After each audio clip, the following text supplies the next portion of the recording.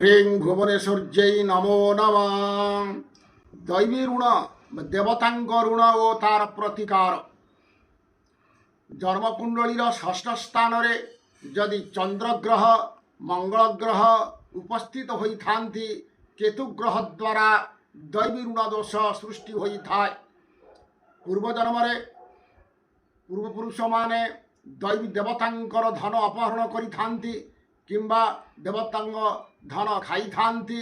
ଏଇଭଳି ଦେବସ୍ୱ ଅପହରଣ କରିଥିଲେ ଦୈବୀ ଋଣ ଦୋଷ ପୁତ୍ରର ଜାତକରେ ସୃଷ୍ଟି ହୋଇଥାଏ। ଏହି ପ୍ରଭାବରେ ପୁତ୍ର ସନ୍ତାନ ଜନ୍ମ ହୁଅନ୍ତି ନାହିଁ।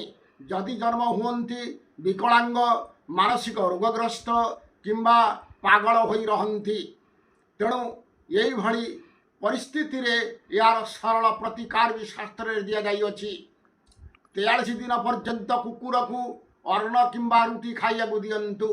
43 ଦିନ ପୁରିଗଲା ପରେ ବିଷ୍ଣୁ ମନ୍ଦିରରେ ହୋମ ଯଜ୍ଞ କରନ୍ତୁ, ବ୍ରାହ୍ମଣଙ୍କୁ ଉଚିତ ଦକ୍ଷିଣା ଦିଅନ୍ତୁ ଏବଂ ଭୋଜନ ଦାନ ଦିଅନ୍ତୁ। ଏହା ହିଁ ସରଳ ପ୍ରତିକାର ଶାସ୍ତ୍ରରେ ଦିଆଯାଇଅଛି। ରହୁଛି ନମସ୍କାର।